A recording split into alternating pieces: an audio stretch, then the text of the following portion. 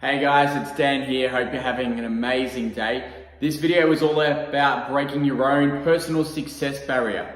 Okay, breaking through. We've set our goals for 2019. It's now time about breaking through. You know, those limits that we've set on ourselves in the past, they do not matter. 2019 is going to be a different year if you break through. And I'm going to put it down to one thing, and that is our own personal philosophy. Our philosophy is really just our self-image or our perception of ourselves. Okay, and what we really need to do is we need to break through, or we need to change or adapt our personal philosophy so that we can get what we want. Because otherwise we'd already have it. If we were already the person we need to be in order to achieve a certain thing, then we would already have that goal. But there's some changes, there's some adaptations that we need to get or make or have in order for us to achieve that goal. Take, for instance, gaining lean muscle. If our goal is to put on 5 kilos of lean muscle, we need some adaptations. We need to break down the muscle, build some more muscle tissue so that we can gain the 5 kilos of lean muscle. Yeah, does that make sense? We need some adaptations. We need to change something. And I spoke a little bit about philosophy is our self-image, and really the only way that we can change our self-image, you can try and do as much self-talk as you like. You can try and say all the mantras, you can do the meditations, you can do the visualizations, the affirmations, whatever your kind of process is. And don't get me wrong, they're great, but really the quickest way, for me, I'm all about efficiency. The quickest way to change your self-image is to get around people who are doing what you want to do better than you. Okay, so get around a community of people.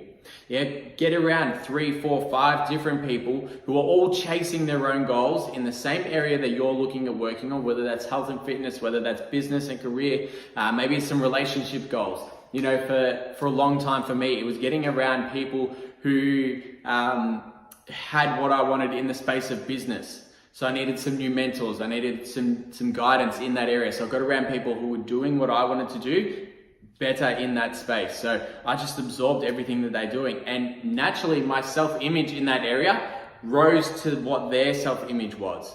Yeah, because I didn't want to see myself as the failure in that group. I wanted to see myself as a success. So I started to raise my self-image. Okay, and we see it all the time, you know, where people, they lose a bit of weight and then for some reason they put it back on. We put it down to all these excuses, but it's purely because while they lost the weight, they were disciplined. And for a period of time, we can be super disciplined and we can get the goals that we want. But over time, if you have not changed your philosophy to that of I am a healthy person, then eventually you will self-sabotage and you will put the weight back on. Okay? I've got an example of a client that I used to work with.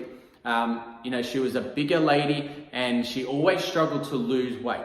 When we kind of went down a little bit deeper, there was a few things that she was holding herself there. And what I mean by that is that she had joined a plus size women's hiking group. She was part of all the plus size pages. And don't get me wrong, there's nothing with that. I'm all for having a community of people, but she was hanging around the wrong community for what her goal was. She was hanging around people who were all plus size ladies. Okay? And what that meant was her philosophy saw her as a plus size person. So it didn't matter how hard she worked in the gym. It didn't matter how hard she worked on her nutrition. She would find a way to self-sabotage so that she could fit in with what her personal philosophy is. And that's just one example. Okay, so have a look at your life and where you need to change some philosophies around who you are, okay, so that you can actually get what you want.